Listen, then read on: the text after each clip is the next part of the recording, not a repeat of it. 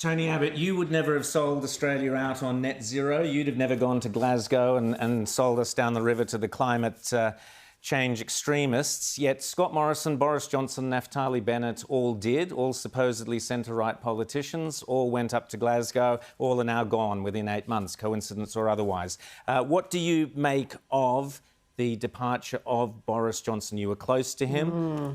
Tell us about your thoughts about the resignation of Boris Johnson. Almost no leader is perfect, Rowan, as you know.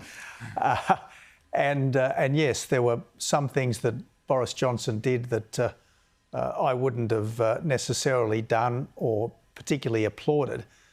Nevertheless, Boris Johnson has been a transformative leader. I don't believe Brexit would ever have happened but for Boris Johnson. A lot of the animus against Boris Johnson, let's be clear, was Remainer bile. It was Remainer bile.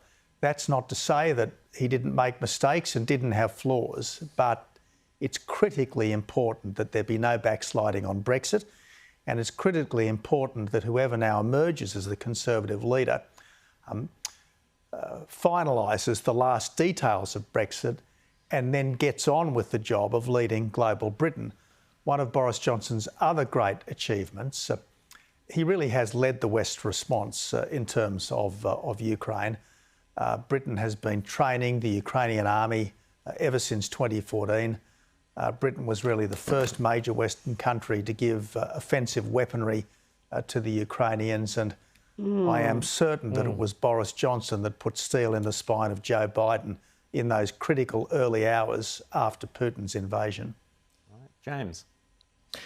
Tony, just quickly, this assassination, of course, shocked the world, but as a former Prime Minister yourself, does it give you any pause? Does it make you worry at all about yourself or the safety of politicians here in Australia, which has a famously open kind of security arrangement versus, say, in the United States?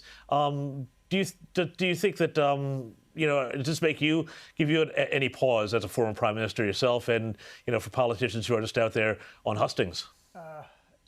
Look, James, not really.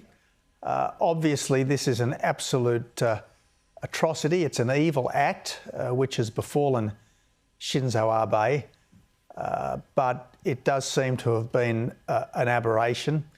And certainly, I don't think democratic politicians should live in a cocoon, and I'm certainly not going to start living in a cocoon myself. Tony Abbott, thanks so much for coming on Outsiders. Terrific to have you here in the studio with us and to get your thoughts and reminiscence about Shinzo Abe and your insights on Boris Johnson. Thanks so much, Tony Abbott. Great to see you. Thank you. Thank you.